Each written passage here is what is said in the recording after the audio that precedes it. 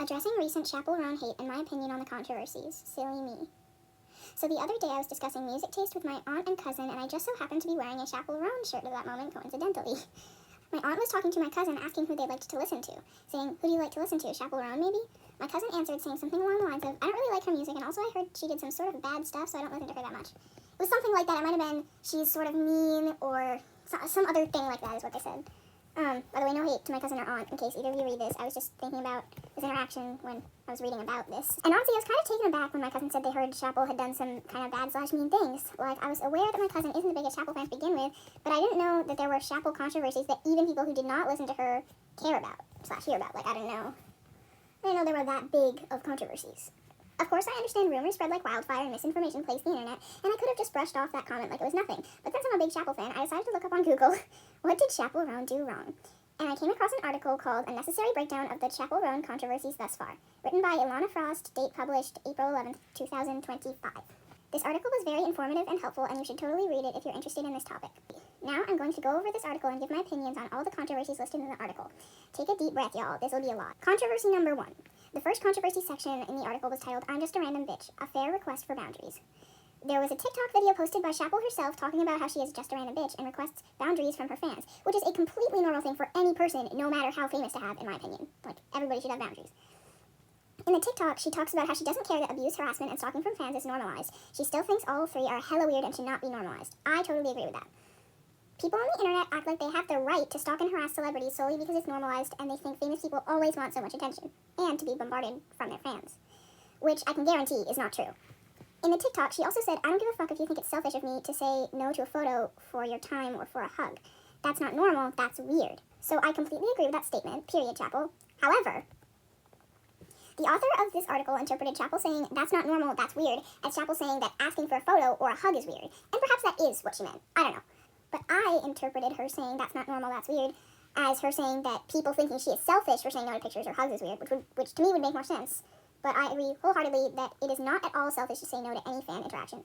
Whatever the case, however you interpret that, I think Chappell completely has the right to say no to any fan interactions. Controversy number 2. The section title for the second Chappell controversy was the endorsement debate, and there was yet another TikTok posted by Chappell Roan to go along with this section of the article. Politics.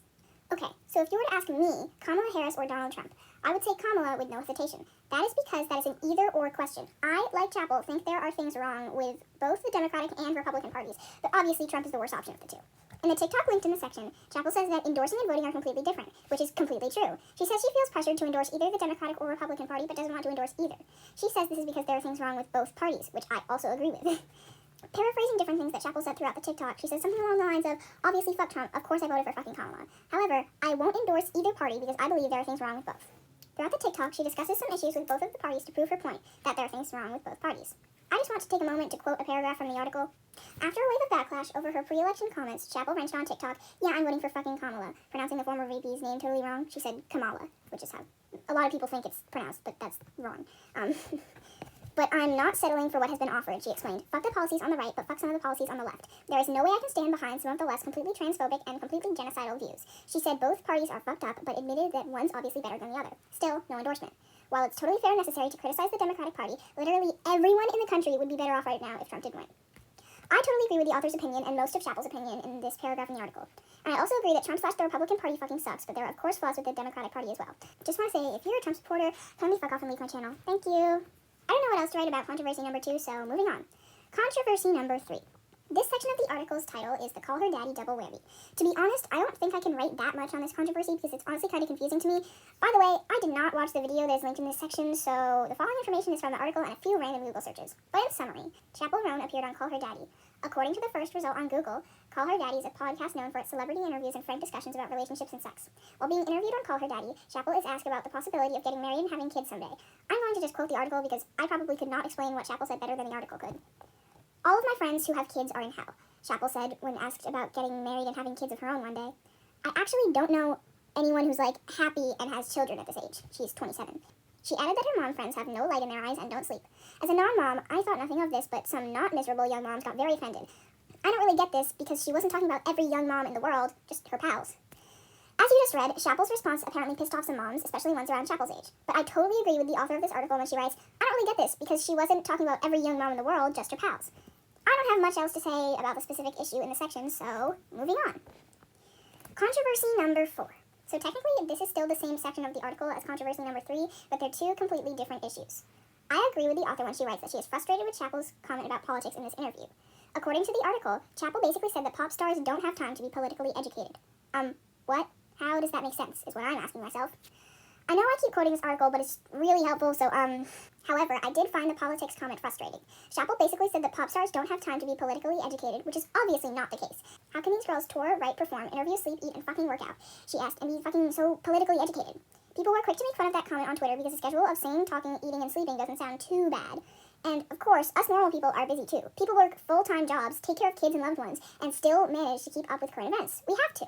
I completely agree that it's pretty weird for Chappell to say that it's so hard for pop stars to keep up with politics/current events when, like the author said, people work full-time jobs that can be much more complicated than being a pop star, and they are still expected to also keep up with current events/politics.